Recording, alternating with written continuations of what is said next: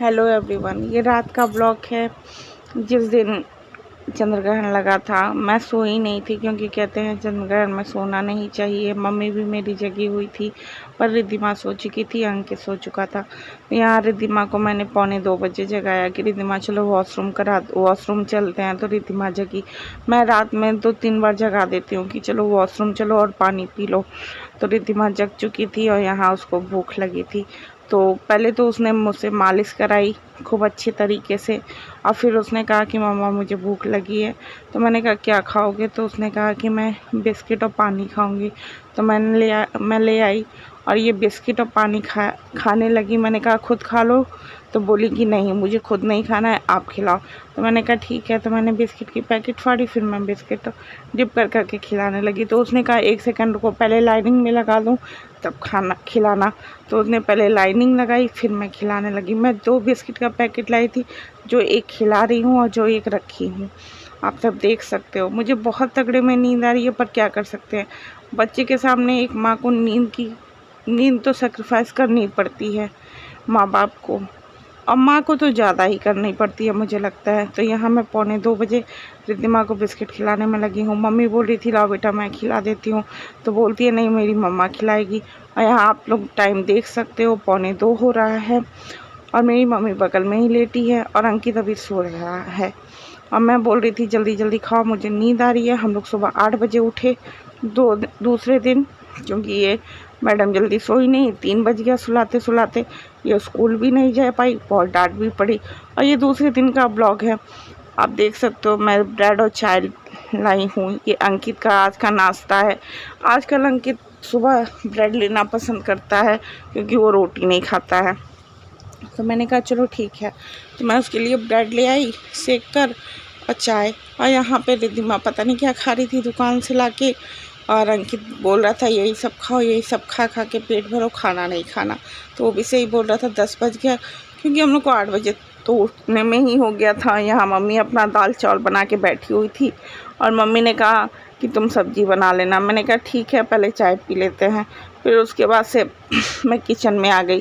Kitchen में मैंने देखा सोयाबीन की सब्ज़ी बनानी है। तो मम्मी ने सारी तैयारियां करके रख दी थी, आलू कट करके, प्याज कट करके और सोयाबीन भिगो कर। और यहाँ मैंने कढ़ाई रख दिया है गैस पे गर्म होने के लिए, और एक तरफ मैं दूध भी गर्म कर रही हूँ। यहाँ मम्मी ने चावल बना दिया है, आप लोग देख सकते हो। और यहाँ मेरी मम्मी ने दाल भी बना दिया है, आप लोग ये भी देख सकते हो। और साथ ही साथ उसमें छौंका भी लगा दिया है। तो मैं अब सोयाबीन को तलूँगी, फिर निकालूँगी। किसको किसको सोयाबीन की सब्ज़ी पसंद है आप लोग मुझे कमेंट करके ज़रूर बताइए। और सोयाबीन की सब्ज़ी खानी चाहिए, क्योंकि सेहत के लिए अच्छी होती है। और मैं रिद्धिमा को कभी कभार भूनकर उसको उसमें नमक छिड़क के दे देती हूँ, वो खा लेती है कभी कभी, बट मूड के हिसाब से, रेगुलर नहीं। मतलब मैं जब चाहूँगी तब नहीं, रिद्धिमा जब चाहेगी तब खाएगी। तो ऐसा होता है, बच्चों के साथ यही सब होता है। तो यहाँ मैं तल रही थी सोयाबीन, और उधर रिद्धिमा कह रही थी मम्मी आज मुझे कोचिंग जाना है। मैंने कहा पता नहीं तुम्हारी टीचर आई है कि नहीं। तो उसने कहा कि अच्छा, क्योंकि कोचिंग वाली भी टीचर रिद्धिमा की गई हैं शादी में। तो 3-4 दिन से रिद्धिमा की कोचिंग की भी छुट्टी है, स्कूल की भी छुट्टी, फुल एंजॉय करने में लगी है रिद्धिमा। और कल से वैसे भी नहीं जाएगी, क्योंकि कल से तो वो गाँव जा रही है। तो यहाँ मेरा सोयाबीन हो चुका था, मैंने आलू डाल दिया है। अब आलू को थोड़ा फ्राई करके मैं सोचने लगी कि मसाला जल्दी से डाल दूँ। तो यहाँ मैंने हल्दी डाला है और धनिया पाउडर डाला और फिर नमक डाला, और फिर वही है मेरा मनपसंद मसाला जो एवरेस्ट मसाला है, और मैगी मसाला।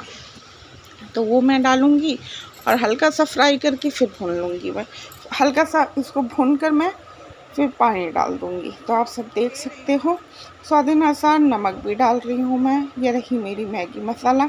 और किसको किसको सब्ज़ी में मैगी मसाला पसंद है वो भी मुझे कमेंट करके बताइए ज़रूर। और यहाँ रिद्धिमा मुझसे कुछ ना कुछ बातें किए जा रही थी कि मैं दादी के घर जा रही हूँ, मैं यहाँ जाऊँगी, वहाँ जाऊँगी।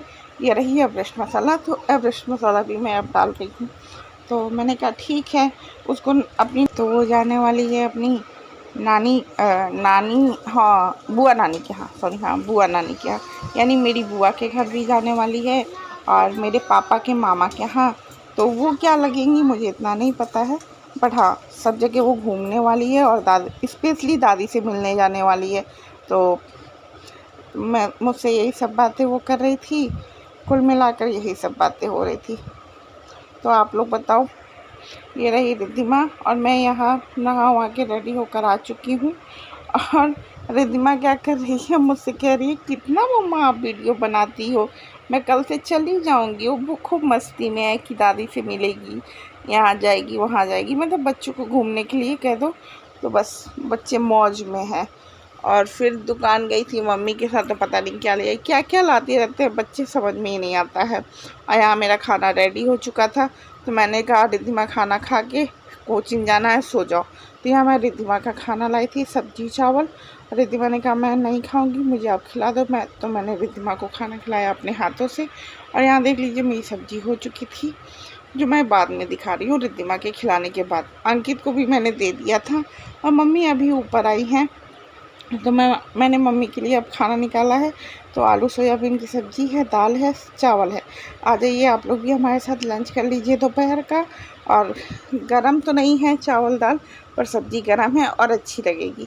और यहाँ रिद्धिमा के नाना भी आने वाले हैं आज, तो रिद्धिमा के नाना आ चुके हैं। अब देखिए समोसा लाए हैं रिद्धिमा के नाना, और इसके लिए अनार का जूस। तो रिद्धिमा अब ये किसी को देने वाली नहीं है, नीचे से खुद ही लाई है और गिरा रही है। तो अंकित ने कहा कि सही से पकड़ो, पर वो कह रही है नहीं नहीं नहीं, नाना मेरे लिए लाए हैं, दो दो। तो अंकित से लड़ाई करने लगी है। और यहाँ देख लीजिए पापा डिस्पोजल का प्लास्टिक वाला जो गिलास होता है वो लाए थे, तो वहाँ रखा था पापा ने, इतने सारे गिलास लाए थे। और मैं पैर फैला के बैठी थी, इसलिए मेरा पैर दिख रहा है आप लोगों को। और यहाँ नाना नातिन समोसा एंजॉय कर रहे हैं। जहाँ नाना नातिन रहते हैं वहाँ किसी की ज़रूरत नहीं है, क्योंकि इन दोनों की कंपनी एक दूसरे को बहुत अच्छी लगती है और किसी तीसरे की इन दोनों के पास ज़रूरत नहीं है। अंकित इसको परेशान कर रहा था, तो कह रही थी नाना देख रहे हैं ना, और अंकित से कह रही थी डरो भाई मेरे नाना आ गए हैं। तो यही सब बातें हो रही थी, बातें नहीं बकवास हो रही थी। अब कोचिंग जाने का टाइम हो गया है, तो रिद्धिमा के नाना कोचिंग ले जा रहा है। ऐसा लग रहा है रिद्धिमा के नाना ही पढ़ने जा रहा है, रिद्धिमा छोड़ने जा रही है। रिद्धिमा के नाना का मन नहीं था रिद्धिमा को कोचिंग भेजने का, पर ज़बरदस्ती हम लोगों ने ही भेजा, मैंने और अंकित ने, कि इतने दिन से छुट्टी है। तो आप सब देख सकते हो कितनी तगड़े वाली धूप है। और यहाँ रिद्धिमा और रिद्धिमा के नाना कोचिंग बस पहुँच ही गए। और रिद्धिमा अब जाने वाली है अंदर, पर अब रोती नहीं है, बहुत अच्छी बात है। और यहाँ मैं नीचे आ गई हूँ, क्योंकि मम्मी बुला रही थी। ये गेहूँ का बोरा है जो आज अंकल जी लाए हैं दूध वाले, और मुझे कल धुलना है, कल नहीं तो परसों धुलना है, नहीं तो आटा ख़त्म हो जाएगा हमारे क्या। और यहाँ मैं सामान लेकर आई थी कि क्या क्या ले जाएंगे ये लोग। और यहाँ मैंने आधी पैकिंग कर दी है रिद्धिमा का और रिद्धिमा की नानी का एक बैग में। और ये रिद्धिमा का गाउन है जो डिब्बे में है, और अब रिद्धिमा ने इस गाउन को पहना था अपने बर्थडे में, तो मैंने कहा कि ये शादी में भी पहन लेगी तो अच्छा रहेगा, क्योंकि गाउन ओन है तो ऐसे तो इंसान नॉर्मली घर में पहनेगा नहीं, शादी होदी में ही काम आएगा। और यहाँ मैं फिर ऊपर चली गई, और फिर मैं ऊपर आई तो पापा भी मेरे साथ आए। पापा चिकन लाए थे, तो पापा ने चिकन बनाया, रोटी बनाया मैंने, और चावल बनाया मैंने। तो पापा के हाथ का चिकन आज खाने को मिलेगा, तो आप लोग भी आ जाओ हमारे साथ चिकन खाने के लिए। रोटी, चिकन और सैलेड है, और चावल मैं बाद में दूंगी, क्योंकि रोटी सबसे पहले मैं दे देती हूँ। मुझे इस मतलब मैं कैसे भी खा लूँ, पर दूसरों को मैं अच्छे से खाना देना पसंद करती हूँ। अगर आपको मेरा ये ब्लॉग अच्छा लगे तो प्लीज़ लाइक, शेयर, कमेंट और मेरे चैनल को जल्दी सब्सक्राइब कर दीजिए। और यहाँ देखिए मैंने चावल भी बना के रख दिया था, आप लोग को दिखा दूँ, वरना आप लोग कहोगे कि नहीं बनाया था। तो आप लोग भी आ जाओ हमारे साथ खाने के लिए। जो नहीं खाते हैं उनके लिए तो सॉरी, बट जो खाते हैं उनको तो मैं इन्वाइट कर ही सकती हूँ। चलिए बाय बाय।